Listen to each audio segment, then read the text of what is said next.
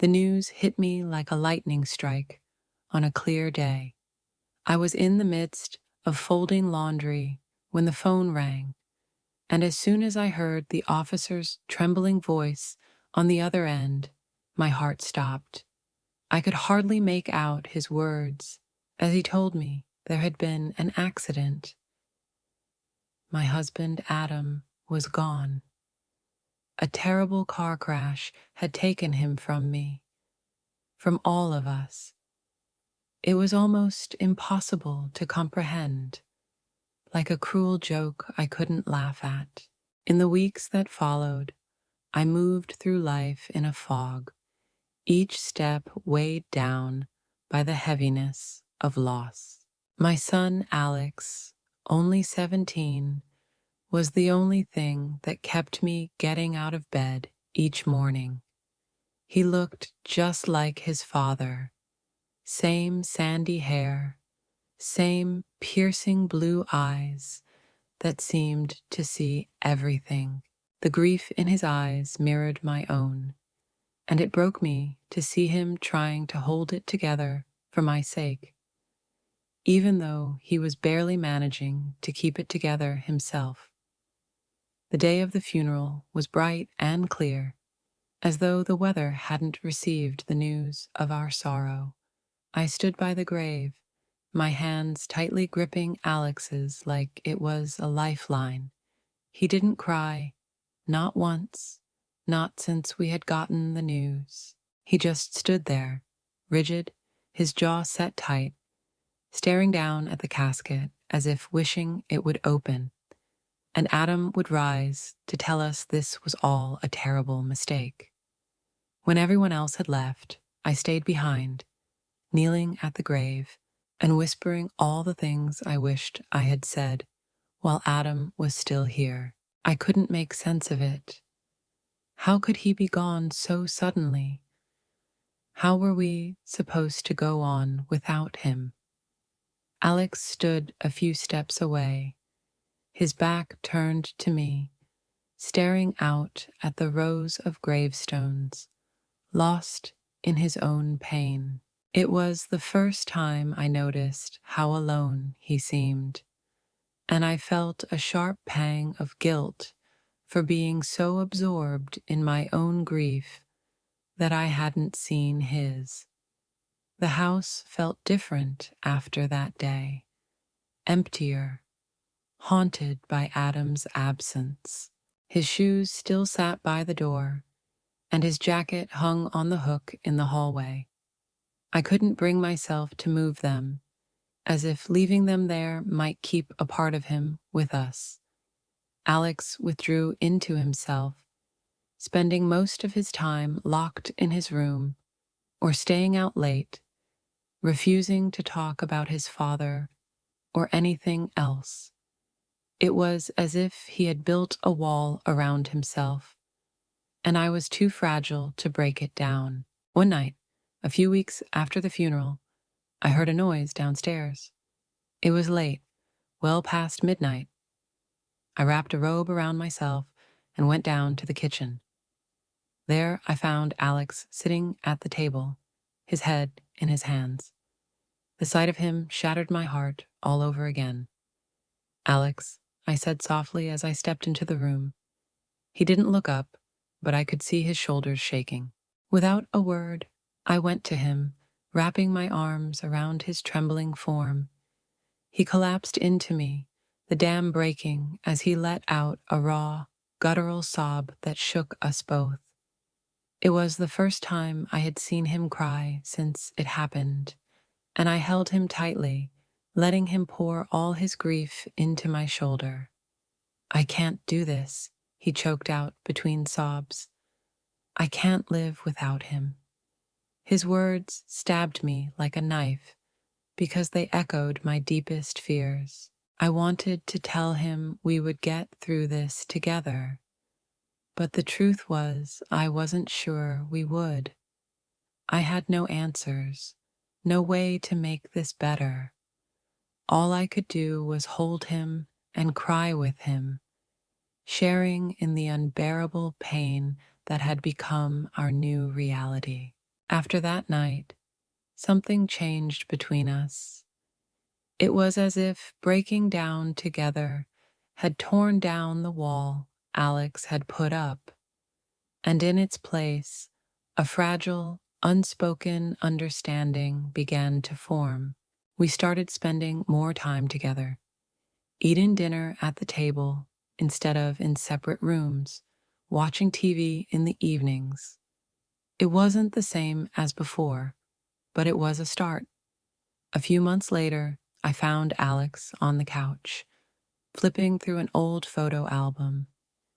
It was full of pictures of Adam, his goofy grin, the way he'd tousle Alex's hair, the joy on his face when he held Alex as a baby.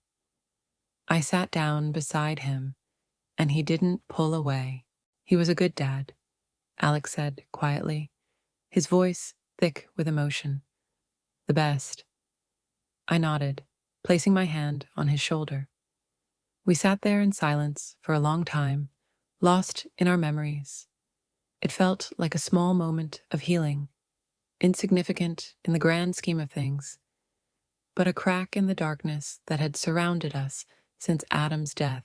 I realized then that we were both trying to hold on to him in our own ways, afraid that if we let go, we would lose him completely.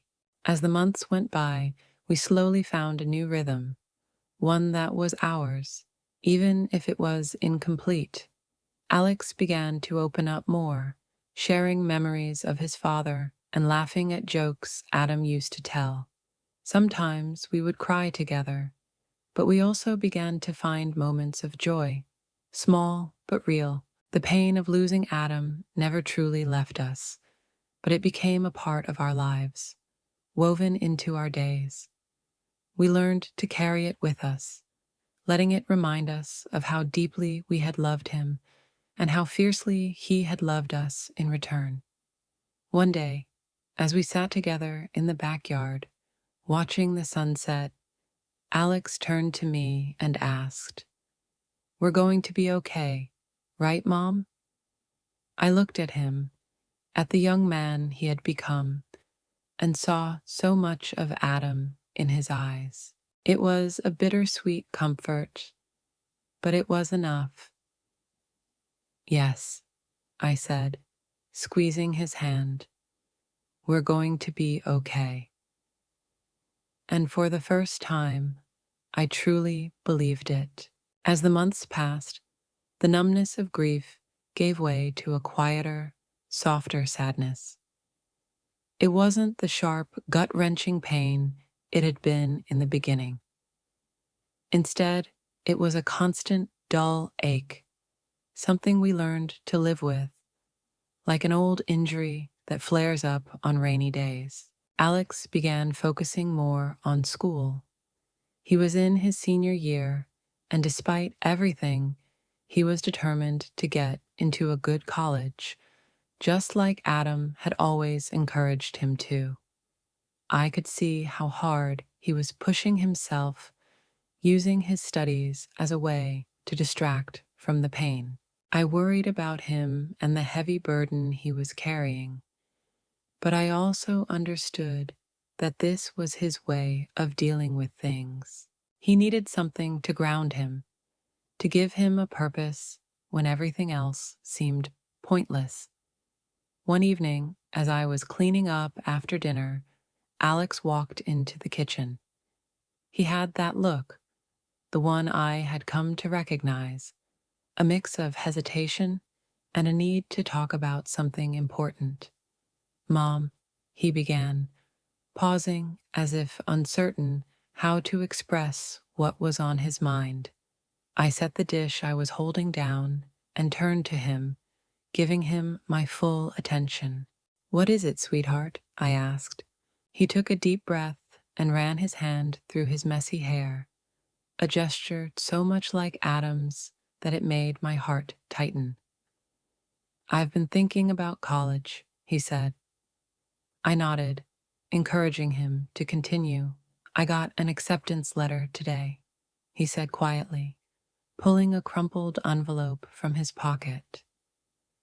He handed it to me, and as I took it, I noticed the familiar logo of the university where Adam had graduated. It had been his dream school, the place he had always dreamed of attending.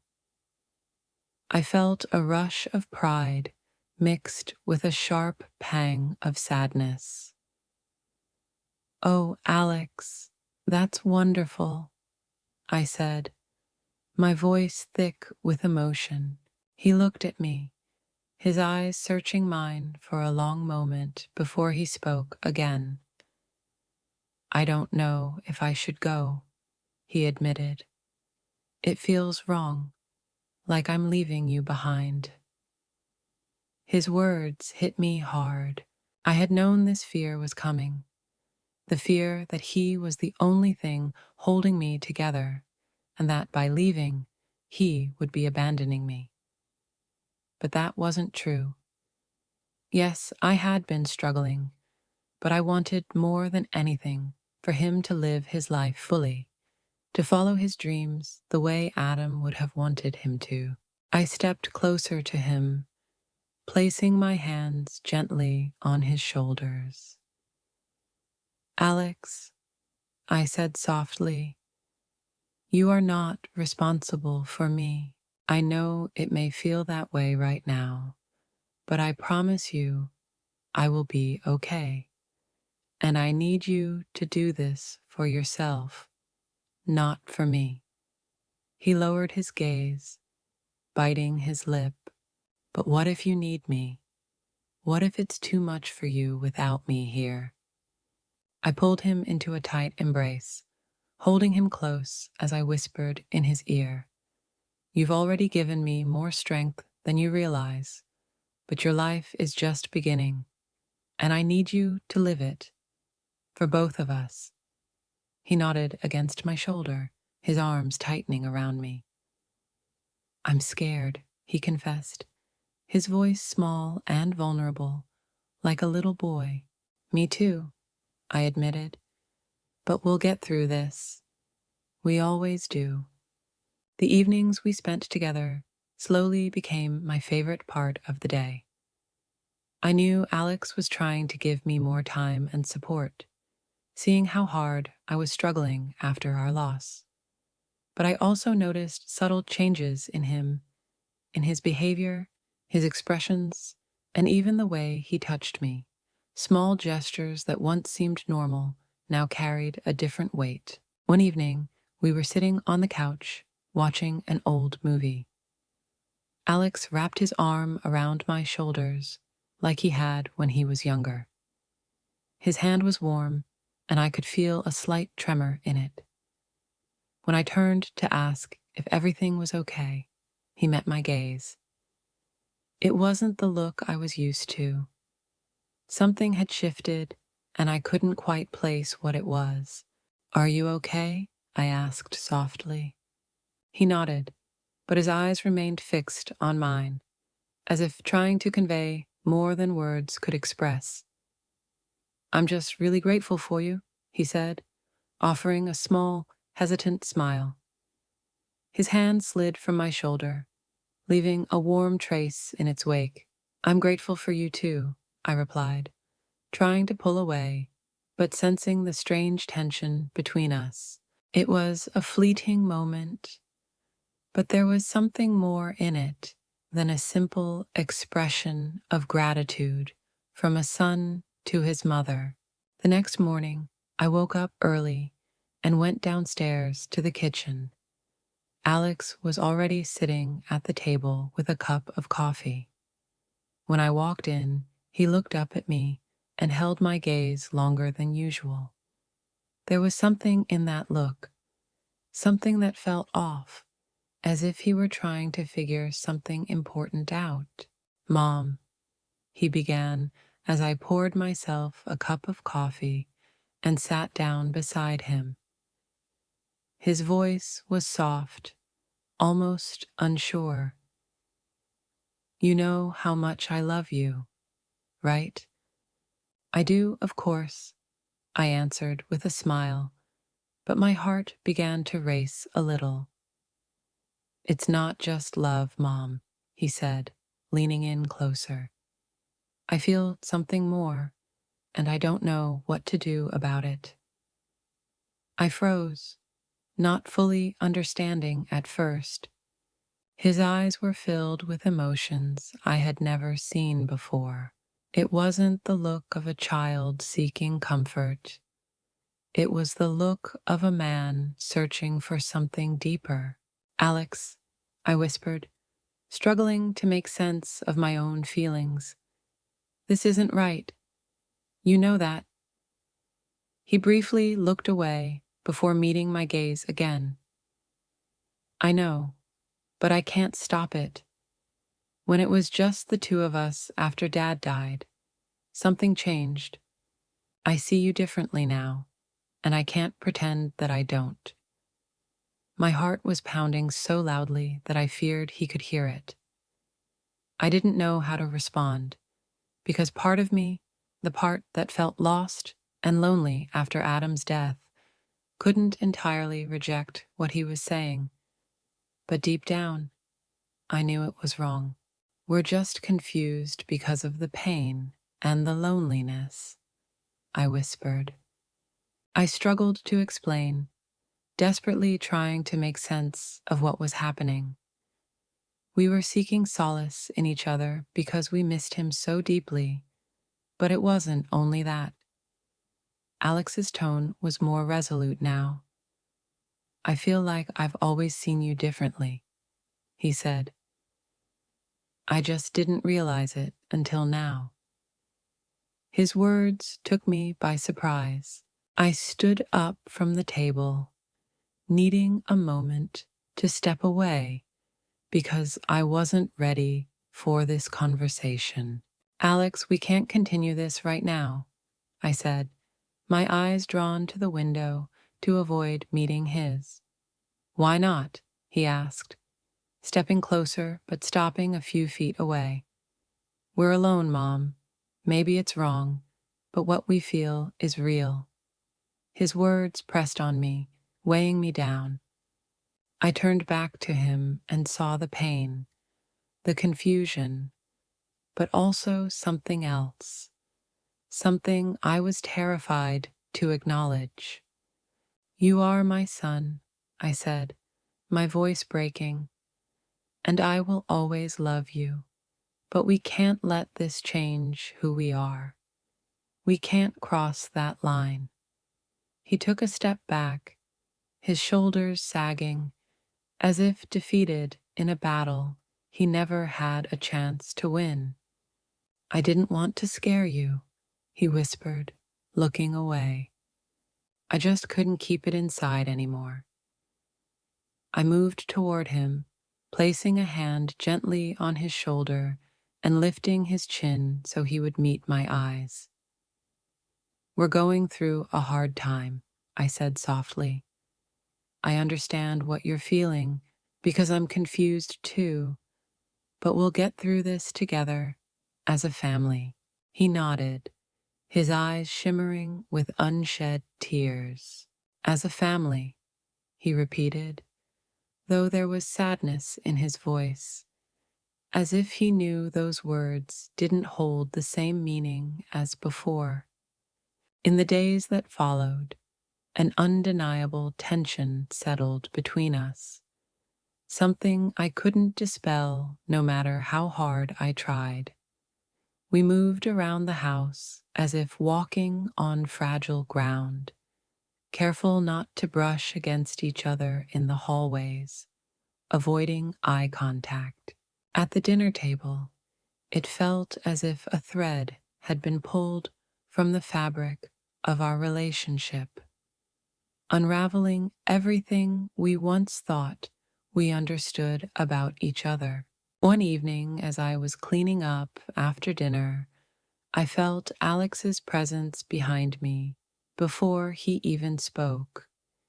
He had this way of appearing silently, as if trying to find the courage to say something, but always second-guessing himself. I turned to face him, drying my hands on a dish towel, and managed a forced smile. "Is everything okay?" I asked, trying to keep my voice light, even though I knew it wasn't. He nodded, but the look in his eyes betrayed him. It was the same look he had given me a few nights ago, the one that made my heart race in a way that left me confused. I just, I want to apologize for the other night," he said. Relief flooded over me, but it was quickly followed by a sharp pang of something else, something I wasn't ready to name. "You don't have to apologize," I said, stepping closer and placing my hand on his arm. "We're both grieving. We're both lost. It's natural to seek comfort, even if it comes out in ways we don't expect." He didn't pull away from my touch. Instead, he placed his hand over mine, holding it as if it were his lifeline. "I know," he whispered, his voice thick with emotion, "but it's more than that for me. I can't lie about it, even though it would be easier." The honesty in his words was disarming, and a tremor ran through me. I wanted to say something that would make everything go away, something to restore the boundaries we had so carefully set, but nothing came. We stood there, the silence between us heavy, our hands still intertwined in a way that felt anything but innocent. "Alex, we can't," I began, but my voice faltered when he stepped closer. "I know we can't," he said, his breath warm against my cheek as he lowered his head, so close that I could feel the heat from his body. "But that doesn't stop me from wanting it." His confession shattered something inside me. I pulled my hand away, stepping back as though I had been burned. My back hit the kitchen counter, and I grasped the edge for support. "You're my son," I whispered, tears filling my eyes. "We can't do this. We can't feel this way." He looked at me with such raw vulnerability that it stole my breath. "I don't want to feel this way," he said, his voice cracking, "but I can't help it. I see you, and all I want is to be close to you, to make you feel loved like Dad did. It's like something inside me changed, and I don't know how to fix it." His words lingered in the air, a desperate plea that tore at what little resolve I had left. I felt my own tears spill over, and I pressed a hand to my mouth, shaking my head. "This isn't love, Alex," I said, my voice breaking. "It's grief. It's loneliness. We're trying to fill a void that can't be filled this way." He took a step back, wiping his eyes. "Maybe you're right," he said softly, "but it feels real, and I don't know how to make it stop." I felt as though I were standing on the edge of a cliff, the ground crumbling beneath me. I had to be strong for both of us, even though every part of me screamed with confusion and a strange, forbidden longing. "We need time," I said finally, my voice hoarse. "Time to heal, time to figure out our feelings. But we can't keep doing this, Alex. It's not fair to either of us." He nodded, looking down at the floor, his shoulders slumped in defeat. "I'll try," he murmured, "but I can't promise it will be easy." "Neither can I admitted. I wanted to reach out, to pull him into my arms and comfort him as I used to when he was small, when a hug could make everything better. But I knew that if I touched him now, it wouldn't be the same. It couldn't be. The days that followed were quiet. We fell into a pattern of avoidance, speaking only when necessary. Our interactions felt strained and awkward. I could see the sorrow in Alex's eyes whenever he looked at me, and it reflected the sorrow I felt deep inside myself. It was as if we were both grieving not only Adam's loss, but also something else, something we had never truly experienced, something we both secretly longed for, even if it was just for a brief moment. One evening, I found him sitting on the back porch, staring at the fading sunset. I paused in the doorway, observing him for a moment before stepping outside. He didn't look at me when I sat next to him, but I could sense the tension emanating from him like heat. "I've been thinking," he said after a long pause, his voice barely above a whisper. "Maybe it's better if I leave for college sooner than expected. I think we both need space, time to figure things out." The idea of him leaving so soon tugged at my heart in ways I couldn't explain, but I knew he was right. Staying here, in this house, with everything that had transpired between us, was only making things more difficult. "Maybe you're right," I said softly. "Maybe a fresh start is exactly what we both need." He finally turned to face me, and the sorrow in his eyes felt like a sharp knife to my chest. "I love you, Mom," he said, his voice thick with emotion. "In ways I shouldn't, in ways I don't know how to control. But I'll try to let it go. For you, for us." I reached out then, taking his hand in mine, squeezing it tightly. "I love you too," I whispered, my voice trembling. "And I know we'll get through this. It'll just take time." He nodded, blinking away tears, and for a brief moment, it felt as though we were in sync again, as if we were finally beginning to understand each other in a way that wasn't clouded by grief or confusion.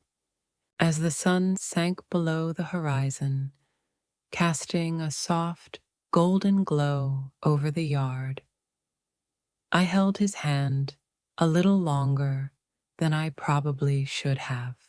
I memorized the sensation of it, the warmth of his touch. It was a sort of goodbye, not forever, but for this part of us that we both knew had to be left behind.